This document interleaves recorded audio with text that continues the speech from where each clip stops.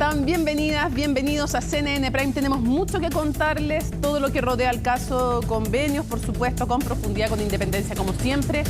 No queremos dejar nada fuera, así que vamos de inmediato con los titulares.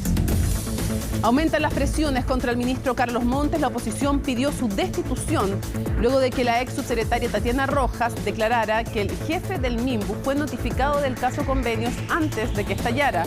Además, un grupo de diputados anunció una acusación constitucional si el ministro no deja el cargo. Paralelamente, hoy Daniel Andrade y Carlos Contreras fueron detenidos por la arista Democracia Viva. Un avión Hércules C-130 con capacidad de 15.000 litros de agua se sumó a la flota que combatirá los incendios forestales de la actual temporada de siniestros. La aeronave se incorpora al aerotanker que opera desde el 1 de diciembre en el territorio nacional. El presidente Boric aseguró que con estos refuerzos el país está mejor preparado que en años anteriores. Un histórico acuerdo se alcanzó en la COP28 de Dubái. Luego de días de deliberación se firmó un pacto para avanzar en la transición justa, ordenada y equitativa para dejar los combustibles fósiles y alcanzar la carbono neutralidad en 2050. Por primera vez se usó la palabra transición en lugar de eliminación gradual, lo que marca, y les vamos a explicar por qué, un hito para las cumbres climáticas y tiene obviamente efectos en la vida de cada uno de nosotros. Y en temas internacionales, a solo un día del anuncio del plan económico del gobierno de Javier Milei, el precio de la gasolina y el petróleo tuvieron un alza en el país trasandino de 35 y 40% respectivamente.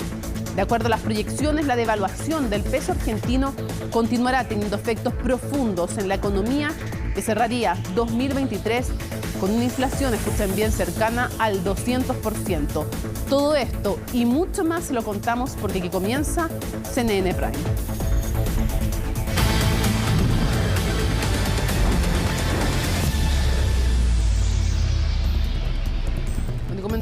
Comenzamos contándoles que un avión Hércules C-130 se suma al combate aéreo contra incendios forestales. La nave trabajará junto al aerotanker durante 100 días en las zonas que concentren focos de incendios. De ello nos va a contar en su nota Daniela González. Este sector el incendio ya cambió de dirección y ahora va a Santa Juana. La situación de los incendios va a ser difícil por la crisis climática y por las altas temperaturas que se esperan en prácticamente todo el país. Cabros, quedamos encerrados, seguimos un camión allá, una camioneta. El cambio climático es uno de los principales factores detrás de esto. Todos los expertos y autoridades coinciden. Este será un verano inusualmente caluroso y las condiciones serán propicias para la expansión de incendios forestales. No pudimos hacer nada. Ahí había una luz de fuego. Quedamos solo con lo opuesto. Nada, absolutamente nada. El verano del 2023 fue preocupantemente complejo. Santa Juana, Ningüe, Chillán, Nacimiento, entre otras ciudades, concentraron la preocupación de todo un país. Hasta el cuello. Este 2024 las autoridades se han propuesto estar más preparados. Por eso el Hércules C-130 se une al aerotanker en el combate aéreo. Ambos aviones trabajarán durante 100 días seguidos en la zona centro y centro-sur del país. Este escenario no nos toma por sorpresa y estamos mejor preparados que en años anteriores. Hoy podemos anunciar que por primera vez en la historia CONAF cuenta con 2 aviones tanqueros permanentes de gran capacidad para poder combatir los incendios forestales, ambos con financiamiento estatal. A eso se suman 77 aviones públicos más los privados y el combate de brigadas nocturnas de prevención. El panel intergubernamental de cambio climático estima que para el 2030 los incendios van a crecer en un 14% y en un 50% hacia finales del siglo. En este mismo informe, la superficie quemada se estima que aumentará en casi un 30% en los próximos 100 años. Sabida es la intencionalidad que hay detrás de los incendios forestales. En estos últimos días, 6 personas fueron detenidas por su participación en el origen de incendios. Las cifras son decidoras. 99,7% de este tipo de siniestros son provocados por acción humana. hay que señalar que el tema del cambio climático establece, digamos, que este tramo de tiempo va a ser mucho más extenso. Además de ser más extenso, van a ser incendios mucho más complejos y seguramente ya no va a estar esto centrado en un tiempo entre noviembre y prácticamente la primera quincena de marzo, sino que todo el año. Además, las zonas se amplían y el sur también podría sufrir incendios forestales. Las temperaturas han aumentado en todo nuestro país y eso, mezclado con viento y baja humedad, se ha transformado en el triángulo del peligro, las condiciones necesarias para expandir el fuego. Tenemos que evitar cualquier conducta anómala. No se puede ir a asado, no se puede ir a hacer fuego en ningún lugar, no solo los parques nacionales, sino que también cualquier cerro de nuestro país, y también el llamado que hacemos con responsabilidad a la agricultura que no hagan faena en los días de mucho calor. Estrategias de prevención que serán necesarias para este verano. El trabajo mancomunado es el que da frutos, dicen los expertos, aunque siempre es mejor prevenir que curar. Por eso hay que ser sumamente responsables y evitar cualquier acción que pueda provocar fuego. Daniel Andrade y el ex seremi Carlos Contreras serán trasladados a Antofagasta para su formalización por la arista Democracia Viva en el caso Convenios. Dayane Márquez nos cuenta. Dayane, cuéntanos. ¿Cómo estás, Mónica? Buenas noches. Así es, nos encontramos en las afueras del cuartel de la Policía de Investigaciones en Antofagasta, donde se espera la llegada de ambos detenidos, tanto del exdirector de la Fundación Democracia Viva, Daniel Andrade, como del ex seremi del MIMBU, Carlos Contreras, quienes fueron detenidos durante esta jornada, uno de ellos en su domicilio en la región metropolitana, el otro cuando arribaba al aeropuerto Arturo Merino Benítez en la capital. Quien se refirió a esta detención fue el fiscal regional de Antofagasta, Juan Castro Bequios, a quien escuchamos a continuación. El Ministerio Público, en el contexto del caso Convenio, en lo que dice relación con la arista de Democracia Viva, solicitó ante el Tribunal de Garantía de Antofagasta órdenes de detención en contra de dos imputados, el señor Andrade y el señor Contreras. Dichas órdenes fueron ejecutadas de manera positiva el día de hoy, en horas de la mañana, ambas en la ciudad de Santiago, una de ellas en el aeropuerto Arturo Merino Benítez. Una vez ambos imputados detenidos, el Ministerio Público pondrá a disposición del Tribunal de Garantía de Antofagasta a ambos imputados con el objeto de formalizar investigación respecto de ambos imputados y, en ese contexto también, solicitar las medidas cautelares respectivas. Bueno, como lo decíamos, la Fiscalía Regional de Antofagasta busca formalizar a estas personas por varios delitos, por ejemplo, fraude al fisco, cohecho, también negociación incompatible, malversación de caudales públicos y asociación ilícita. Esto con respecto a lo que fueron 3 convenios, o como todos sabemos, en el marco de el caso Convenios de la Fundación Democracia Viva, por un monto que bordea los 426 millones de pesos. Hasta ahora, según la información que manejamos, todavía ambos detenidos se encuentran en la región metropolitana. En cualquier momento estarían emprendiendo viaje hacia la comuna de Antofagasta, ya que ya se confirmó que mañana a mediodía está fijada la audiencia de control de detención para estas dos personas, tanto para el ex seremi de Vivienda como para el director de la Fundación Democracia Viva, Daniel Andrade. Dayani, ¿y cómo ha tomado la comunidad local el saber que ya con detención de los dos principales imputados viene la formalización? ¿Cuál es la opinión también que hay en el nivel de opinión pública respecto de este caso en Antofagasta?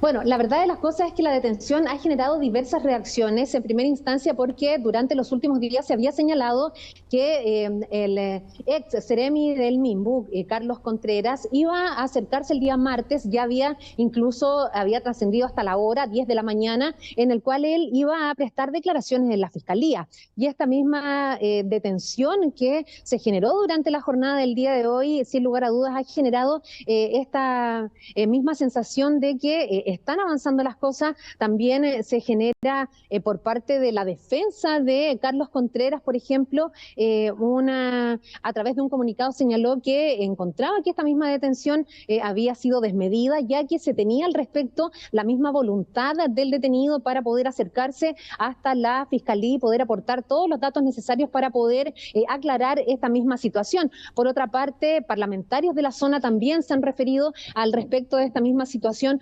considerando que muchos de ellos, tanto el diputado Castro como la diputada Humada, participaron de lo que es la investigación propiamente tal de este caso. Y otras declaraciones que también fueron filtradas y que surgieron durante esta misma jornada, que dejan a la comunidad con esa sensación de que esperan que todo se aclare y que, por supuesto, también, si es que están estos 426 millones en cuestión y tantos otros que también están siendo cuestionados en el marco del caso Convenios, sean devueltos y que sean utilizados de la manera que corresponde. Mónica. Vamos a seguir atentamente y más adelante en el noticiero vamos a tener más antecedentes en profundidad, la historia, las declaraciones, todo lo que ha tenido que ver además, por supuesto, con las revelaciones a las cuales tú hacías mención respecto, por ejemplo, cuándo se entera o no el ministro Montes, quiénes más sabían, porque también la delegada presidencial del Biobío reconoce que sabía de antes de este caso. Así es que hay hartas aristas, hay harto tema en el cual vamos a seguir profundizando más adelante. Muchísimas gracias, buenas noches. Buenas noches, Mónica. Y tensión han causado las iniciativas introducidas en la Ley de Reajuste del Sector Público relacionadas a ISAPRES y ahora también a un aumento en el sueldo de los magistrados del Tribunal Constitucional. Los propios parlamentarios del oficialismo acusan al Ejecutivo de falta de diálogo y algunos de ellos están pensando en votar en contra. De ello nos va a contar Macarena Román. Permiso. Sin mucho que decir, así entró el ministro Mario Marcel a la Comisión de Hacienda de la Cámara de Diputados. Es que el objetivo de aprobar el reajuste público ha sido más complejo de lo que se esperaba.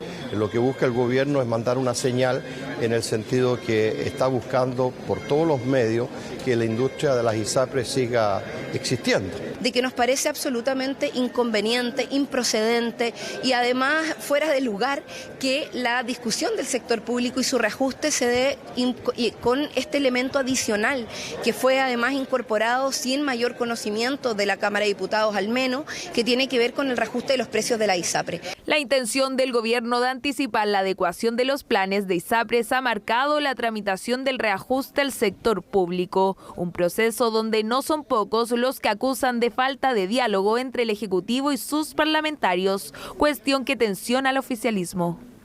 O sea, no hubo conversación con los parlamentarios respecto a este punto. Nosotros nos encontramos el día lunes con esto en el proyecto, no formó parte de las conversaciones con la mesa del sector público y por lo tanto, en ese sentido, evidentemente que faltó diálogo. Diálogo que también habría faltado sobre la posibilidad de aumentar los sueldos de los ministros del Tribunal Constitucional. A través de la misma ley de reajuste público, el gobierno sumó la idea de que obtengan remuneraciones que lleguen casi a los 13 millones de pesos. No tuvimos esa conversación. La verdad es que tuvimos una conversación previa donde vimos varios temas que iban a ir en esta ley, entre esos, el tema de educación y otras más, pero este específicamente no. Lo vamos a abordar bien. Yo al menos no tenía en consideración esto, simplemente lo vemos ahora con la propuesta de reajuste, lo vamos a abordar en la discusión en donde corresponda. Discusión que tiene que acelerarse. Antes de Navidad debería estar despachada la ley que establece el reajuste del sector público, junto al capítulo de disposiciones misceláneas, las mismas que ya tienen algunos parlamentarios en contra. Por lo tanto, yo no estoy dispuesto a avalar, ni a apoyar, ni a votar a favor de esta inmoralidad, donde los señores del Tribunal Constitucional, en un acto, tienen un incremento de 3,5 millones de pesos. Lo vamos a votar en contra.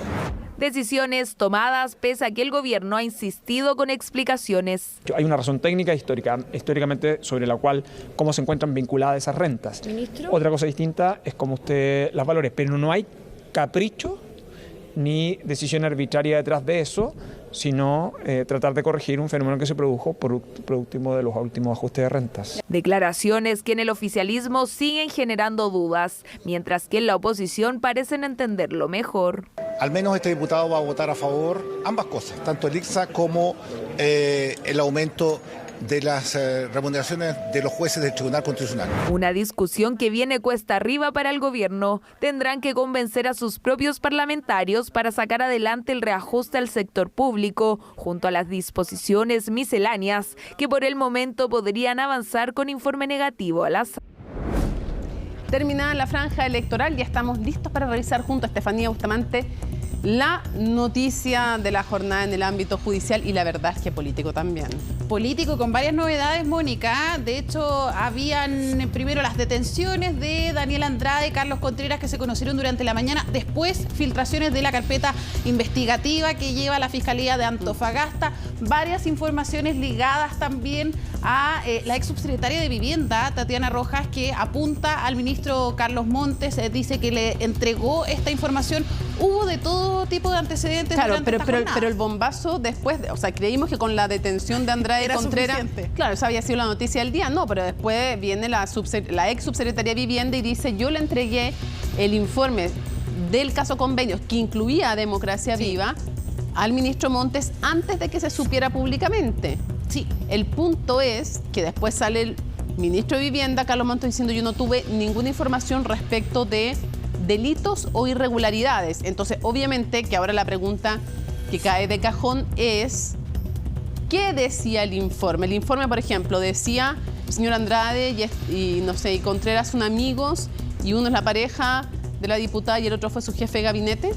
O decía, no sé, hizo un convenio Democracia Viva y la Seremi. Y por lo tanto, no necesariamente el ministro sabía que Democracia Viva era de Andrade y bla, bla, bla, bla, bla.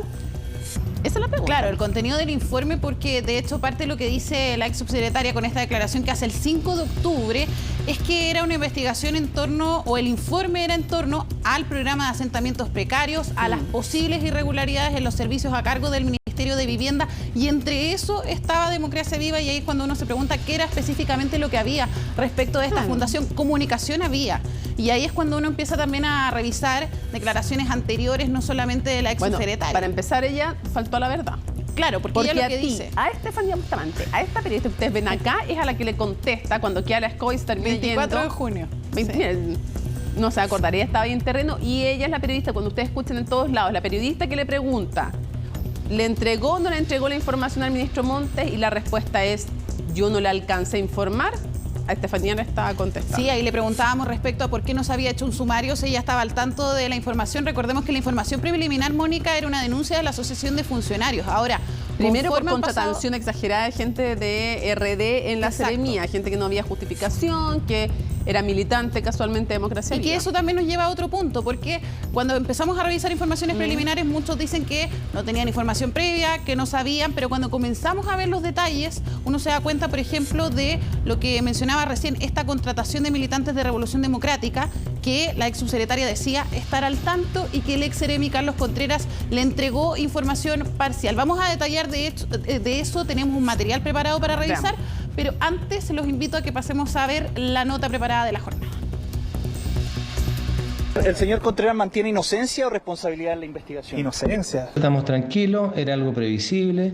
Daniel ha estado siempre disponible para la justicia. ¿Daniel Andrade no le depositó estos 15 millones de pesos que se investigan? No. ¿Era su expareja? No. La trama del caso Convenios alcanzó un punto álgido.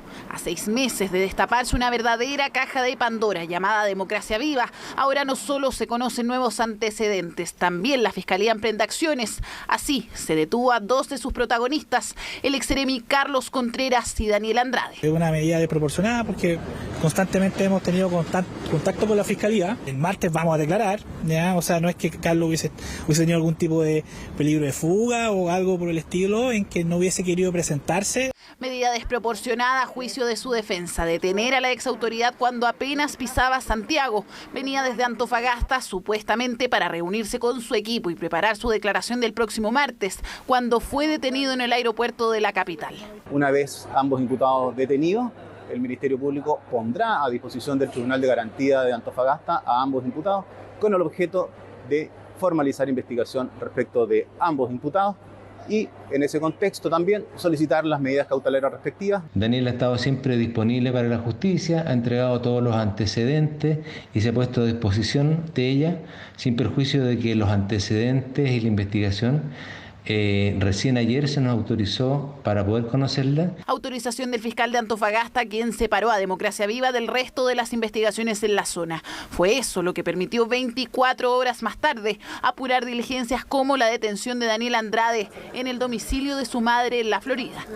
Esas dos detenciones son una señal de que la justicia avanza, las defensas van a poder solicitar diligencias, los querellantes también, el Ministerio Público también podrá realizar algunas diligencias. Esperamos que en las próximas horas ya se formalice a ambas personas.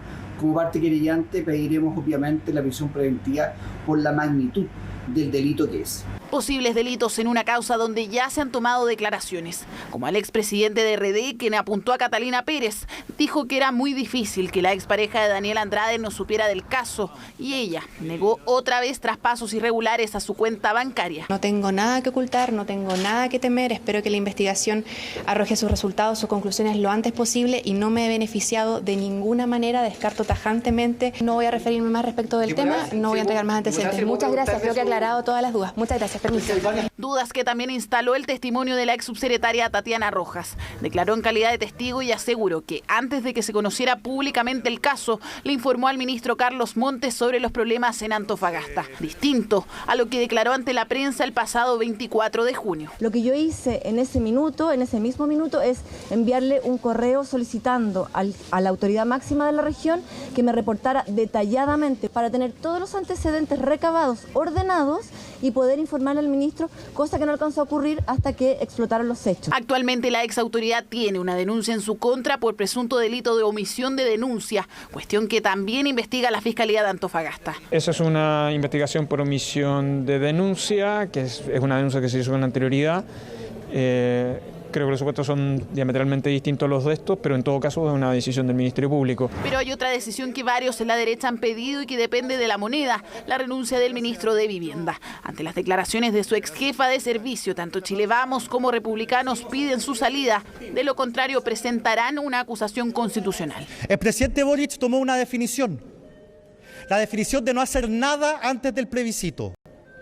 Él está privilegiando su opción en contra por sobre la probidad. Es el momento en que el presidente de la República y el ministro Montes reflexionen seriamente acerca de la continuidad de Montes a cargo del Ministerio de Vivienda y Urbanismo. Yo estoy haciendo un llamado a la calma, sobre todo a la oposición, que tiene como una especie de pasatiempo pedir la renuncia de cualquier ministro. Renuncia que el propio ministro otra vez descartó. No tuve acceso a ninguna información de ilegalidad, irregularidades, delitos ni nada por el estilo. Es muy valioso que después de 6 meses ya se empiece a clarificar las cosas, a profundizar, a reunir la información pertinente. Es valioso, o sea, porque se va avanzando y se va a saber qué es lo que ocurrió, quiénes son los responsables y no va a haber puras especulaciones y opiniones parciales. Misión que cumplirá bajo la presión de algunos sectores para que deje el MINBU, ministerio que ha estado en el centro de la atención, que ahora se trasladará hasta Antofagasta con la detención y formalización de Carlos Contreras y Daniel Andrade. Bueno, hasta donde sabemos, lo comentaba nuestra corresponsal de CNN Chile en la región de Antofagasta, todavía no llegan hasta la región Daniel Andrade y Carlos Contreras. Sí, los abogados de Daniel Andrade, el abogado de Carlos Contreras viajaría el día de mañana en la madrugada para estar en la audiencia de control de detención y la formalización. Nos dicen también que en este minuto, Mónica, lo están trasladando hasta al aeropuerto desde el cuartel de la Policía de Investigaciones, donde estuvimos durante esta mañana, así que vamos a estar atentos también a lo que puede ocurrir en los próximos instantes y, por cierto, también el día de mañana vamos a estar ahí en la región de Antofagasta contándoles, por cierto, esa información. Ahora, partamos también un poco un repaso, Mónica, respecto acá, lo que estamos viendo aquí.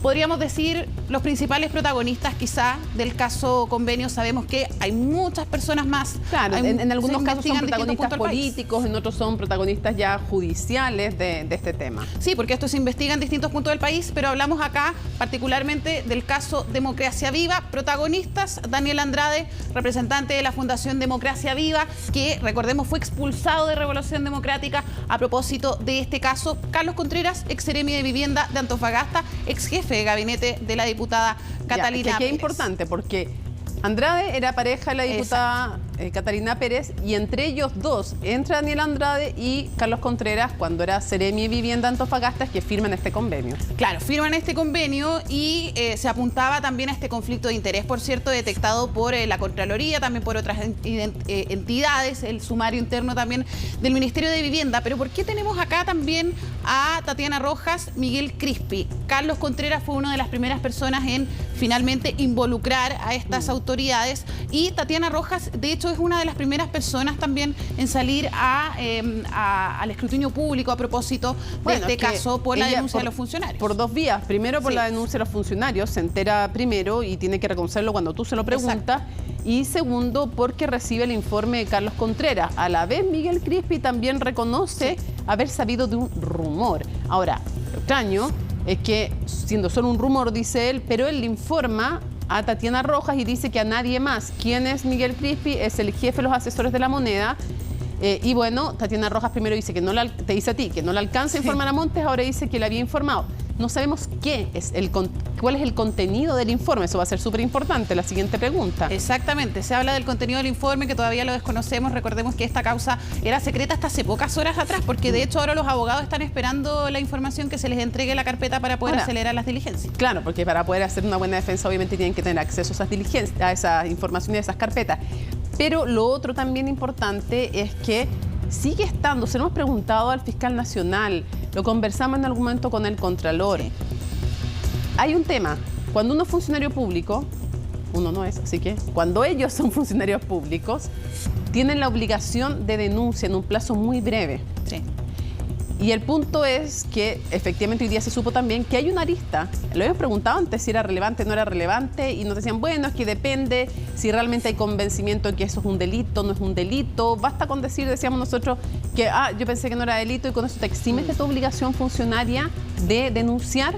Entonces el punto también es todos los eventuales delitos, pero también si cumplieron los involucrados con su deber como funcionarios públicos de denuncia. Bueno, ahora a propósito Por eso es importante cuando se enteraron, si no es que haya una majadería. No, claro, tampoco es que solamente hay puntos políticos que sabemos que se han hecho por parte de sectores de la oposición, sino que está también, hay que recordarlo, esta investigación, esta denuncia que está en contra de la ex subsecretaria de Vivienda por presunta omisión de denuncia, que es algo que de hecho confirma el día de ayer el ministro de Justicia, Luis Cordero.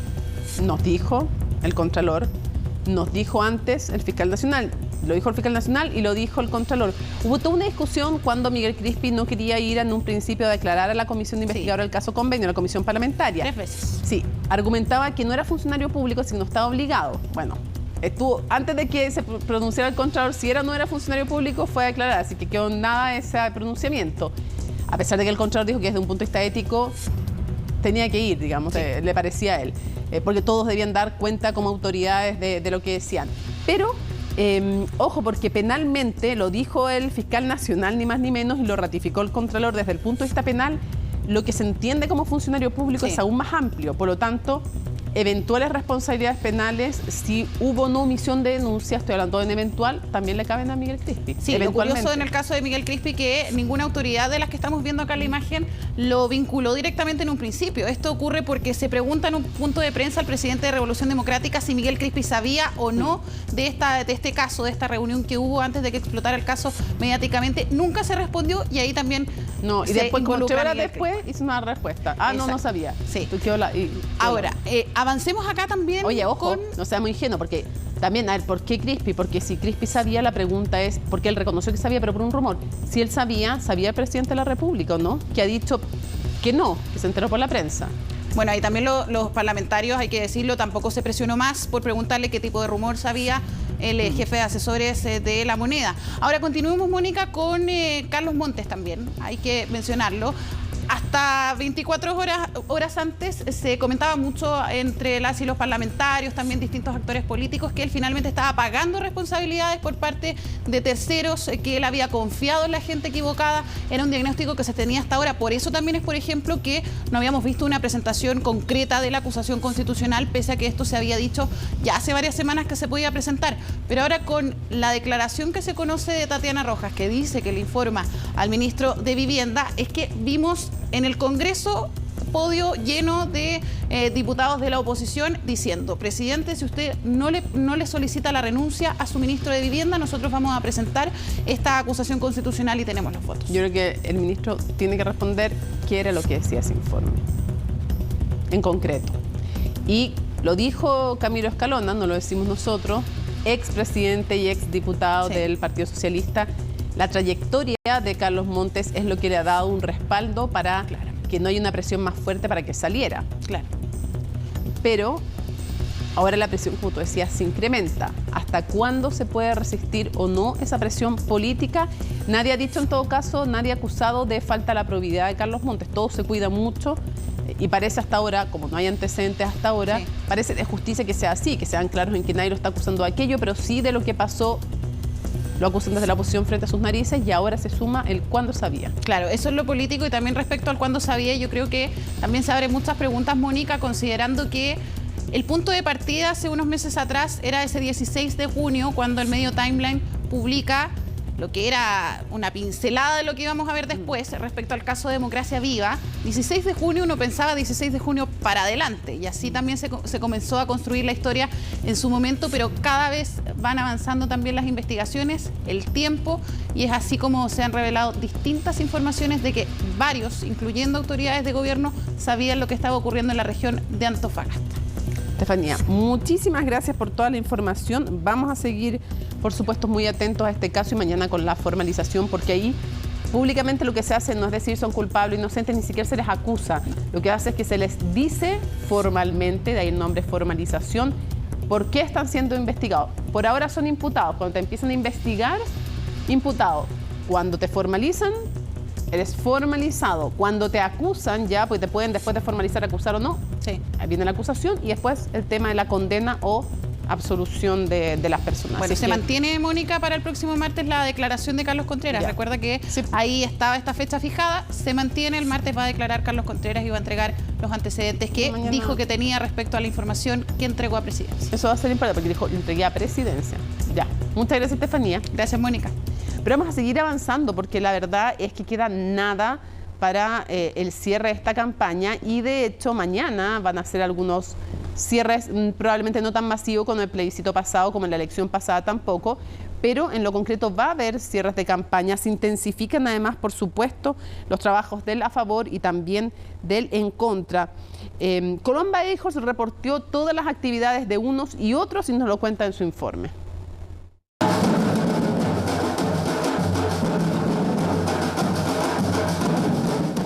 Comienza la cuenta regresiva para el fin de las campañas para el plebiscito.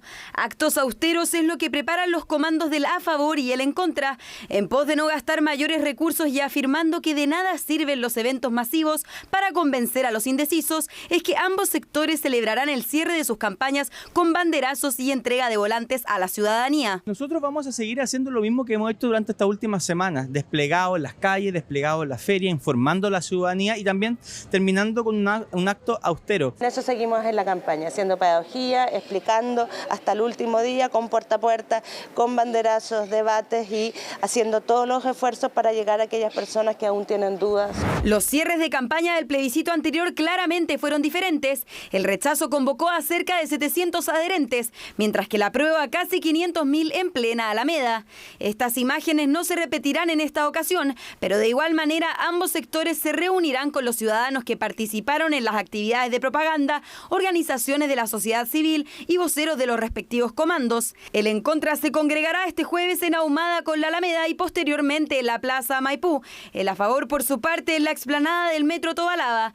Ambos también contarán con más puntos de encuentro durante el día. El cierre del apruebo fue espectacular en la Alameda, espectacular. Pero uno va aprendiendo y es mucho mejor las redes sociales, la radio, el diario, la tele, para convocar a las personas. Así que en ese sentido puede ser una innovación, dado el carácter plebiscitario de un contenido que es difícil de explicar y todo es interpretable. Yo creo que eso es lo que explica que ninguna de los comandos haga cierres espectaculares. Desde el oficialismo no se ha confirmado la presencia de autoridades en el evento del En Contra, lo que seguiría en línea con el papel secundario que desde el gobierno tomaron para esta elección, aunque no se descarta que algún dirigente asista a la actividad. Se le criticaba en el proceso anterior que estaba muy metido, ahora se le critica que está muy poco metido. Yo creo que la verdad es que usan según lo que vaya pasando, yo creo que el gobierno ha ejercido un rol de información que es el único rol que un gobierno debiese tener en una campaña como esta. Los 37 días de campaña llegan a su fin, pero los voceros de las opciones que se votarán este 17 de diciembre aún tienen cosas que decir y aprovechan cada minuto para llegar a la mayor cantidad de ciudadanos indecisos. Yo creo que es muy importante y es un avance el poder tener en la Constitución justamente una defensoría de las víctimas, una fiscalía supraterritorial, un mejoramiento en el control de las fronteras. Yo creo que cuando algo está consagrado en la Constitución, le da un peso mayor. Este es un texto que está configurado para establecer un solo tipo de visión de sociedad, que es una visión conservadora e individualista. En caso de aprobarse un tan mal texto como el que se está proponiendo, va a requerir numerosísimas reformas como lo han señalado algunas de las personas que respaldan la opción a favor. Con actos más reducidos y marcando presencia en las calles, se cerrarán las campañas con miras al plebiscito. Ese hito estará acompañado por el fin de la franja televisiva y de todo tipo de propaganda electoral. Con un estrecho panorama entre las opciones es que la ciudadanía acudirá a las urnas este domingo y en horas de la tarde sabrá finalmente cuál es el futuro del proceso constitucional. La presidenta de la SOFOFA, Rosario Navarro, y el exministro del Interior, Rodrigo Hinspeter, se reunieron este miércoles, es decir, hoy se reunieron con el fiscal nacional para alertar sobre los riesgos del crimen organizado en el sector productivo. El exsecretario de Estado llamó al gobierno y a las instituciones a cargo de la seguridad a alcanzar un compromiso permanente en la materia. Veamos los detalles en el informe de Valentina Nieto. La línea roja, ya que una vez que la cruza no hay cómo retroceder. Entonces yo creo que ahí esa es la señal de alerta. Una línea roja que dicen en el empresariado ha cruzado nuestro país en materia de seguridad. Y es que el crimen organizado afecta también a los sectores productivos. Una inquietud que este miércoles la SOFOFA hizo llegar al fiscal nacional. Tenemos tipificado muchos tipos de crimen organizado, principalmente al robo de madera, al robo de salmón, a todas las cadenas logísticas, lo que está ocurriendo en los puertos, el robo de cable. Mecanismos que usa el crimen organizado para financiar sus operaciones. Según Athena Lab, entre 2018 y 2022, el robo de pescado, por ejemplo, implicó pérdidas por casi 9 millones de dólares. Y aunque delitos como el robo de madera disminuyeron un 80% desde septiembre del año pasado, la preocupación sigue presente. El mundo empresarial no está ajeno al desgraciado fenómeno de la delincuencia. Es imposible que un país crezca, avance, supere la pobreza en un entorno de inseguridad. La inseguridad, los delitos, el crimen organizado ahuyentan la inversión. Diagnóstico que hizo el exministro del Interior, Rodrigo Hinspeter, quien ahora se desempeña como presidente de la Mesa de Seguridad del Gremio Industrial. Y es que según el ex secretario de Estado, el impacto de esta nueva criminalidad no es menor, por lo que es necesario aún más coordinación. Advertí hace 10 años que si no se hacían las cosas bien, estaríamos viviendo crímenes que antes no conocíamos, como el homicidio, el secuestro. Y a mí me gustaría que el gobierno y todos quienes participan en esta compleja cadena para combatir el delito realmente se comprometan con un trabajo permanente, cotidiano. Trabajo permanente que insisten desde el gobierno se ha estado realizando. No han sido pocas las críticas que ha recibido el Ejecutivo por el manejo de la crisis y el avance de la agenda de seguridad que han apuntado desde la oposición no ha sido suficiente. Hay quienes a veces dicen acá no se está haciendo nada, eso no es cierto. Yo les digo abierta, eso es falso. Que nadie trate de sacar provecho de estos temas que son tan sensibles para la ciudadanía, pensando en elecciones o en réditos políticos de corto plazo. Llamado del presidente esta semana, solo días del plebiscito que se realizará el próximo domingo. Y es que el mandatario instó a las fuerzas políticas a generar unanimidad para avanzar en materia de seguridad, todo en medio de las advertencias que realizó el presidente del Senado. hablar de que alguien está tratando de sacar un rédito político. Si no se hubieran aprobado, sí, pero si lo único que hemos hecho es hacer un esfuerzo por aprobarlas, yo más bien debería no hablar de rédito, sino que de un cumplimiento de un deber que ha sido súper estricto. Durante los 2 años de gobierno hemos sacado cerca de 40 proyectos de ley en materia de seguridad. La tipificación de extorsión, el aumento de las penas de secuestro, el aumento de las penas y tipificación del contrabando de dinero. Podría seguir mencionando. Proyectos que dicen en la oposición no son suficientes. De las 31 iniciativas del Fast Track legislativo acordado en abril de este año, solo se han aprobado 20. Entre ellas, la Ley Marco de Ciberseguridad, la tipificación del sicariato y la Ley de Delitos Económicos. La apariencia de tranquilidad, por ejemplo, diciendo que son el gobierno con más proyectos de ley aprobados en la historia. Eso es complacencia, porque si tú te vas a la letra chica, resulta que la mayoría de esos proyectos o parte de ellos son de la oposición. Pienso que la oposición está empecinada en obstaculizar los avances en esta materia y utilizan políticamente el tema para vender grandes titulares, pero que no resuelven en absoluto las preocupaciones de las personas por su seguridad. Es una tontería hablar de estamos cumpliendo porque estamos cumpliendo el número de 31 que era lo acordado. No, eso fue un principio de priorización de algunas iniciativas que ya estaban, otras que habían que mejorar y otras que habían que crear para ir cubriendo flancos. Flancos que han sido difíciles de cerrar en una agenda de seguridad que no ha dejado de ser compleja. Listas para revisar la información internacional, Jacinta Molina, buenas noches. ¿Cómo estás, Mónica? Buenas noches. Vamos a comenzar en Medio Oriente con la guerra entre Israel y Hamas, y donde Israel se está viendo cada vez más presionado por la comunidad internacional para un alto al fuego definitivo, sobre todo luego de esta última resolución que ha votado la Asamblea General de Naciones Unidas llamando a un cese inmediato de las hostilidades, con una votación de hecho a favor mayor a la de resoluciones similares aprobadas también en el transcurso de este conflicto. Se recordaba, por cierto, una de octubre, cuando lo que se pedía en ese momento eran pausas, treguas para permitir el ingreso de ayuda humanitaria en la franja de Gaza. Y a esto hay que sumarle lo que comentábamos el día de ayer, son estas críticas del presidente estadounidense Joe Biden hacia el primer ministro israelí Benjamin Netanyahu, críticas, por cierto, públicas, no a puertas cerradas, y que también han causado muchísima controversia. Vamos a revisar todo y, por cierto, también lo que ha acontecido en la franja de Gaza en las últimas horas en la nota que preparó Laura Soto.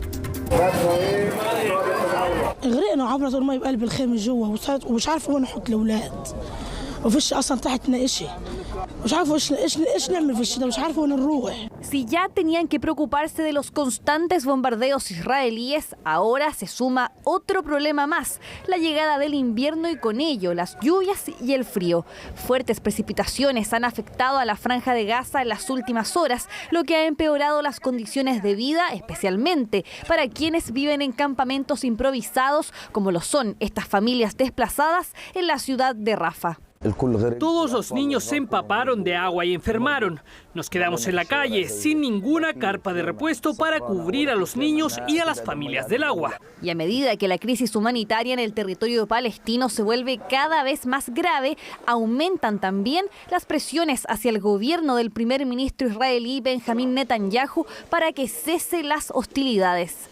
In the name of humanity. En nombre de la humanidad, les pido una vez más que detengan esta violencia ahora.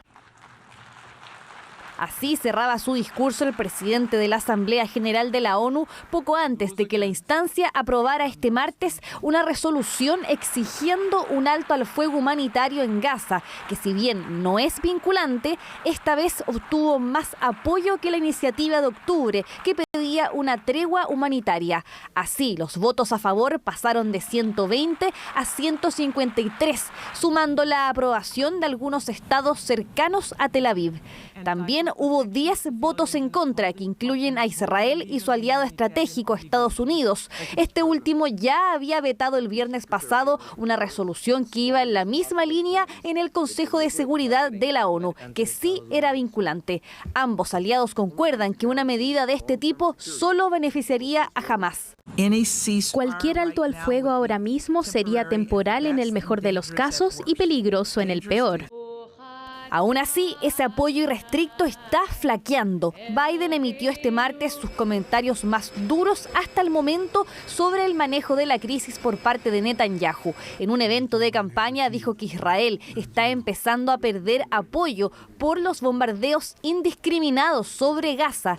Y respecto al primer ministro, afirmó que tiene que cambiar. Según Biden, eso estaría siendo dificultado por su coalición de gobierno, la que describió como la más conservadora en la historia del país. El consejero de Seguridad Nacional viajará a la región esta semana y se reunirá con el gabinete de guerra israelí para insistir en nuestro compromiso con Israel, así como en la necesidad de proteger la vida de los civiles y garantizar que llegue a Gaza más ayuda humanitaria. Es muy probable que las presiones internas tengan que ver con disminuir, ¿cierto?, el apoyo hacia Israel.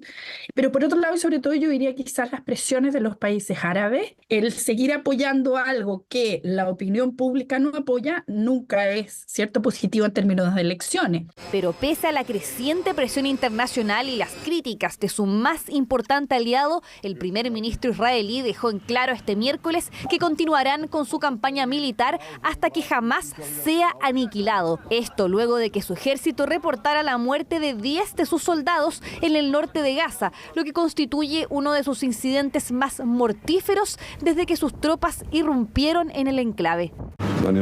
Digo esto ante el gran dolor, pero también ante las presiones internacionales. Nada nos detendrá. Iremos hasta el final, hasta la victoria, nada menos que eso. Si bien hay un apoyo de la ciudadanía israelí hacia la respuesta del gobierno, los familiares de los secuestrados están exigiendo acciones, las que sean, con tal de recuperarlos, y esas, las que sean, no son las que necesariamente la más radical del gobierno de Netanyahu está dispuesta a ceder. Más de 18.600 personas han muerto en Gaza desde que comenzó el conflicto, que ya está en su tercer mes. Aún así, el gobierno israelí está dispuesto a continuar con o sin apoyo internacional, alejando aún más la posibilidad de un alto al fuego definitivo o al menos establecer nuevas pausas humanitarias.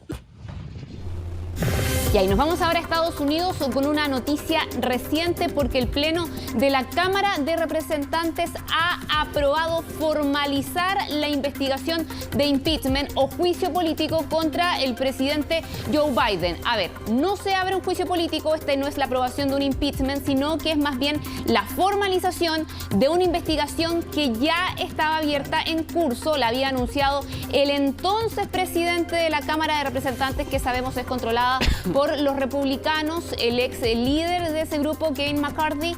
Bueno, él en septiembre anuncia la apertura de esa indagatoria previa, pero que no pasa por una votación en la Cámara de Representantes, porque en ese momento se creía que no iban a contar con los votos de aquellos republicanos más moderados. Bueno, ahora ha sido toda la bancada republicana la que ha votado a favor de esta investigación y por lo tanto formaliza algo que ya está ocurriendo. Se han llevado a cabo algunas audiencias, también se han requerido algunos documentos, pero lo cierto es que no hay de momento, incluso con el tiempo transcurrido, ninguna evidencia de momento que apunta a las razones por las cuales se inicia esta investigación, que es esta acusación que hacen los republicanos de beneficios que haya adquirido el mandatario estadounidense personales por los negocios de su familia y también la influencia que hubiese utilizado para facilitar estos mismos negocios. Y veíamos ayer en la imagen a Hunter Biden, el polémico hijo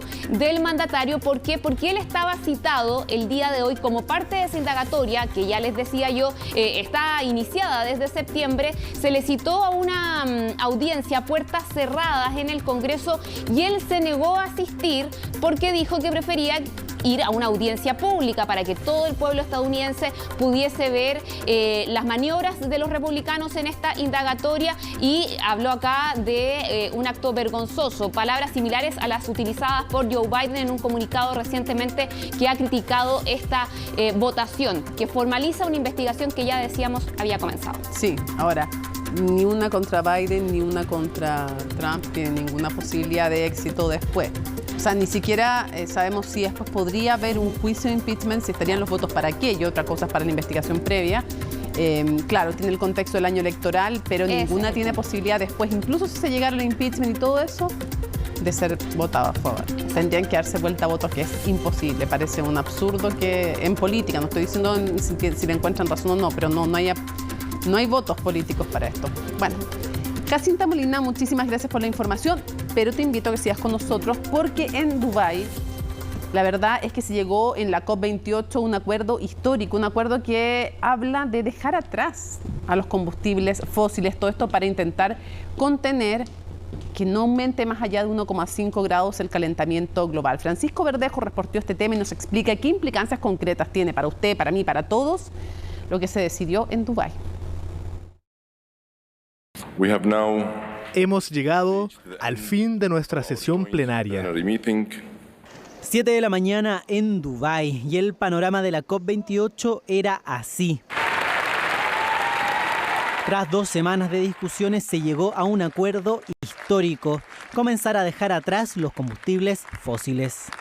Transición de los combustibles fósiles, la eliminación progresiva de las energías provenientes del carbón y triplicar las energías renovables a 2030 son los principales puntos acordados. Por primera vez en 28 años que el texto contiene las palabras de combustibles fósiles. Es el comienzo del fin de la era de los combustibles fósiles. Este es un momento en el que el multilateralismo realmente se ha unido. El hecho es que este documento envía mensajes muy fuertes al mundo. En primer lugar, el documento destaca que tenemos que cumplir con mantener los 1,5 grados al alcance. Esa es la estrella polar. Son frases, palabras que eran impensadas hace, yo diría, 2, 3 COPs atrás. Pero la controversia no tardó en llegar. Representantes de naciones insulares, las principales afectadas por la crisis climática, denunciaron que no fueron parte de la discusión y que el acuerdo no limita el calentamiento global a 1,5 grados Celsius. Hemos llegado a la conclusión de que no se ha logrado la corrección en derrumbo que se necesita. Hemos logrado avances graduales con respecto a lo habitual, cuando lo que realmente necesitábamos es un impacto exponencial en nuestras acciones y apoyo. Las reacciones tampoco se hicieron esperar. Activistas catalogaron que hablar de transición era débil legalmente, mientras que otros cuestionaron que no se mencione explícitamente al gas y al petróleo en el texto. Que más de 130 países estuvieron exigiendo el fin a los combustibles fósiles. Esto no se vio reflejado con la fuerza que el mundo y la crisis climática necesita en este momento. En términos geopolíticos es un avance. En términos de efectividad es poco efectivo, porque lo que hemos visto es que no se puede avanzar más rápido, sino que este avance gradual no se condice con la velocidad que requerimos. Otro detalle fundamental son los plazos. El texto no dio ninguna fecha exacta para llegar a tan anhelada transición, desafío que, según especialistas, tendrá que definirse en la próxima cumbre. Estuvimos de acuerdo, digamos, en que tenemos que salir de este entuerto, digamos. La pregunta es ¿cuánto? ¿Cuánto vamos a reducir? ¿Cuánto es alejarse? O sea, ¿cuánto es bueno alejarse? Esa es la pregunta. ¿Cuánto nos vamos a alejar? Además de este histórico acuerdo, la cita finalizó con otros logros y metas, como por ejemplo la operación del Fondo de Pérdidas y Daños, los diálogos anuales sobre balances de medidas contra la crisis climática, sistemas de alerta temprana contra riesgos múltiples, entre otros. Termina CNN Prime, viene CNN Tiempo, luego Democracia con Carolina Urrejola, conversaciones improbables sobre democracia y después viene un especial de Conexión Global Prime, como cada miércoles, análisis internacional en horario Prime. En esta ocasión lo vamos a dedicar a justamente Argentina, la llegada al poder de Javier Milei, las primeras medidas, el análisis entonces lo vamos a tener y va a estar con nosotros también desde Buenos Aires el embajador José Antonio Viera Gallo. Miércoles 13 de diciembre, así estuvo nuestro país y el mundo. Somos CNN Chile. Buenas noches.